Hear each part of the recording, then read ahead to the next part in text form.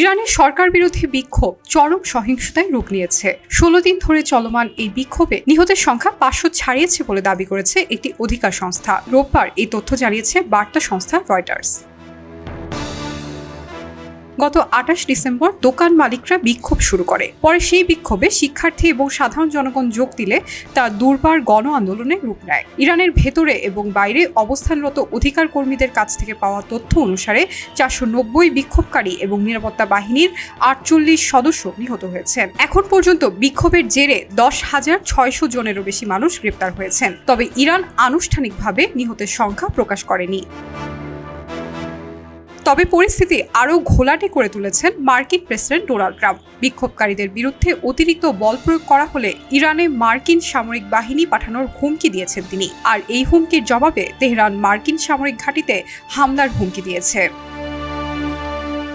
রোববার Wall Street journal জানিয়েছে, কর্মকর্তারা আগামী মঙ্গলবার ট্রাম্পকে ইরানের বিরুদ্ধে সামরিক অভিযান, গোপন সাইবার অস্ত্র ব্যবহার, অর্থনৈতিক বিধিনিষেধের পরিধি বাড়ানো এবং অনলাইনে সরকার বিরোধীদের সহায়তা দেওয়ার মতো নানা বিকল্প নিয়ে ব্রিফিং দেবেন। ইতিমধ্যে ওয়াশিংটনকে হুমকি দিয়েছেন ইরানের পার্লামেন্টের স্পিকার মোহাম্মদ বাকের কালিবাফ। তিনি যুক্তরাষ্ট্রকে ভুল হিসেবে না যাওয়ার আহ্বান জানান। তিনি আরও বলেন, একটি বিষয়ে একমত হওয়া উচিত, ইরানের বিরুদ্ধে কোনো হামলা হলে অধিকৃত ভূখণ্ড, ইসরায়েল এবং সকল মার্কিন ঘাঁটি এবং জাহাজ আমাদের কাছে বৈধ লক্ষ্যবস্তুতে পরিণত হবে।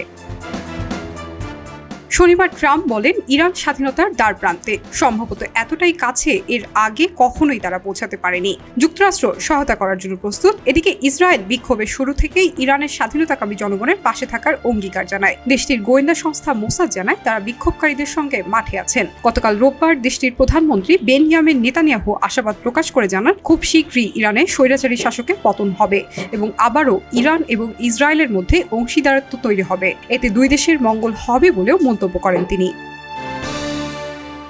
খবরের কাগজ, নিখাত, নির্ভীক, নিরপেক্ষ।